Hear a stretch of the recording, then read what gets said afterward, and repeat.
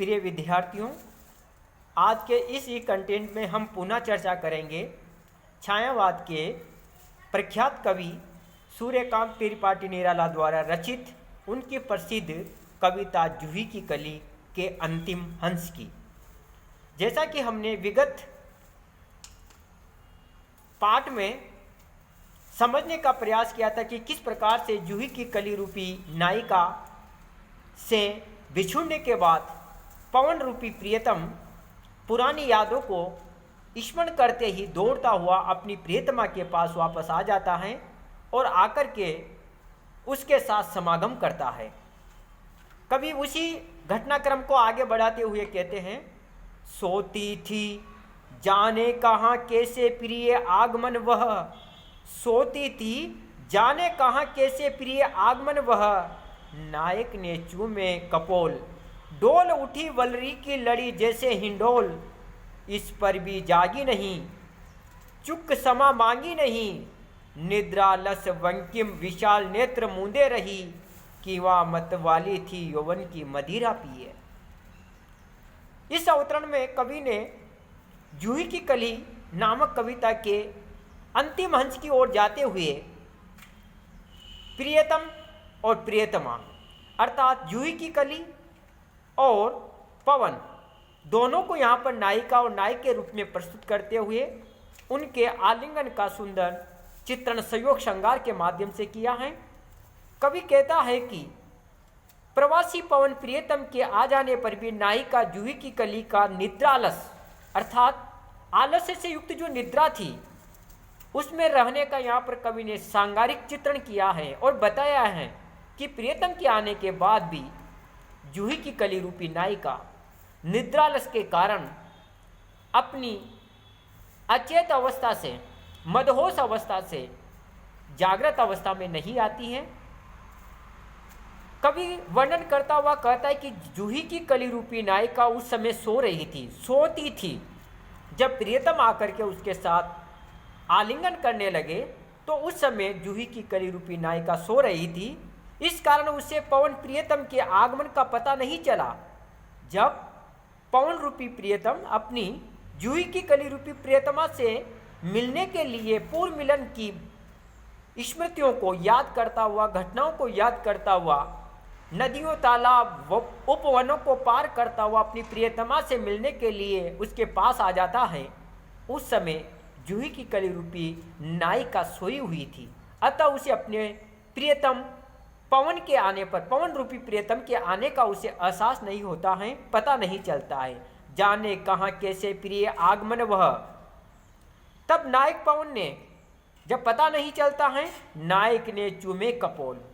जब जूही की कली रूपी प्रियतमा को पवन रूपी प्रियतम के आगमन का पता नहीं चलता है, तब नायक पवन ने उसके कोमल कोमल सुंदर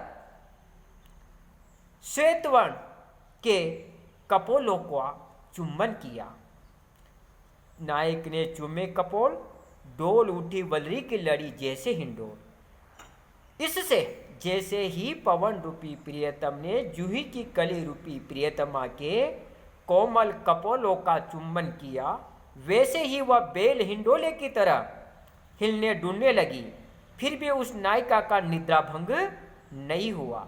डोल उठी वलरी की लड़ी जैसे हिंडोल, इस पर भी जागी नहीं। अर्थात वह नायिका लता के समान, बेल के समान हिलने डुलने तो लग गई, इस पर आलिंगन का एहसास होते ही, लेकिन फिर भी वह अपनी निद्रा को नहीं त्याग रही थी, वह जागी रही थी। उस नायिका का निद्रा भंग नहीं हुआ था, वह नहीं जागी और उसने प्रियतम का उचित स्वागत भी नहीं किया। डोल उठी वलरी की लड़ी जैसे हिंडोल, इस पर भी जागी नहीं, चुक समा मांगी नहीं। अपने इस अपराध या उपेक्षित व्यवहार के लिए उसने क्षमा याचना भी नहीं की। उस समय नींद से निद्रा लस बंकिम विशाल नेत्र मुंद रही। उस समय नींद से अलसाए बंकिम विशाल नेत्र नहीं खोले और चुप पड़ा रही। कभी सोचता है कि उस समय क्या वह प्रियतमा सो रही थी कि वह मत वाली थी यौवन की मदिरा पिए। अब नशे में व्याप्त होकर के जब वह पवन के आगमन पर भी हिलकर डुलकर के भी निद्रा का त्याग नहीं करती हैं। उस समय केवल वह नींद से अलसाए हुए अपने बकी विशाल नेत्रों को नहीं खोलती हैं और चुपचाप पड़ी रहती हैं। तो कवि सोचता कि उस समय क्या वह प्रियतमा सो रही थी अथवा यौवन रूपी मदिरा के नशे में मस्त होकर निद्रा का स्वांग या दिखावा कर रही थी। इस रहस्य को कौन कह सकता है। इस प्रकार से यहाँ पर कवि ने संयोग श्रृंगार के माध्यम से निद्रालस नायिका का नायक के स्पर्श से मदमस्त होकर पड़ा रहने का तथा नींद आने की बनावटी क्रिया का सुंदर वर्णन किया है। उपमा रूपक मानवीकरण अलंकारों का बहुत ही सुंदर प्रयोग तथा तत्सम शब्दावली का सामंजस्य देखने को मिलता है।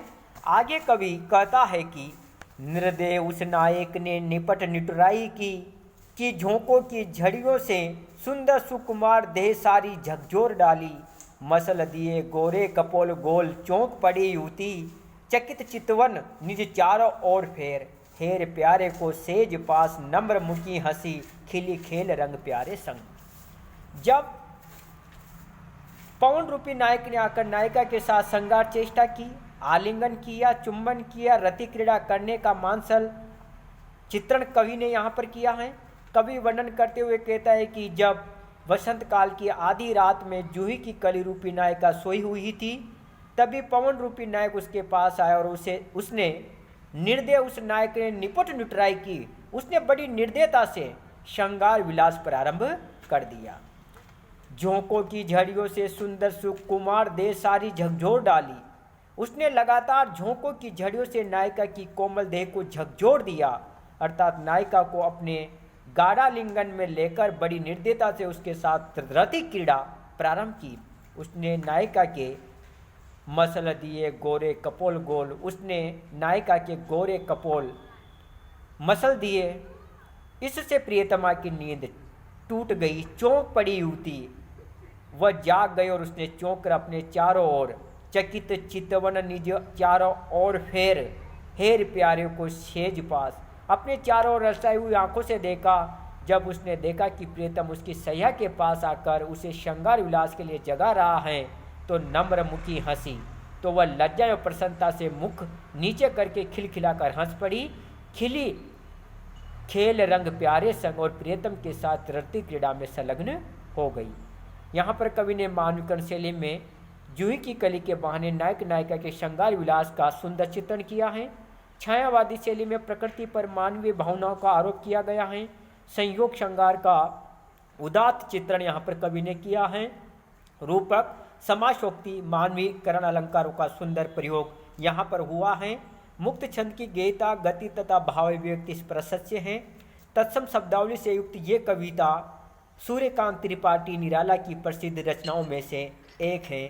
जय हिंद, जय भारत।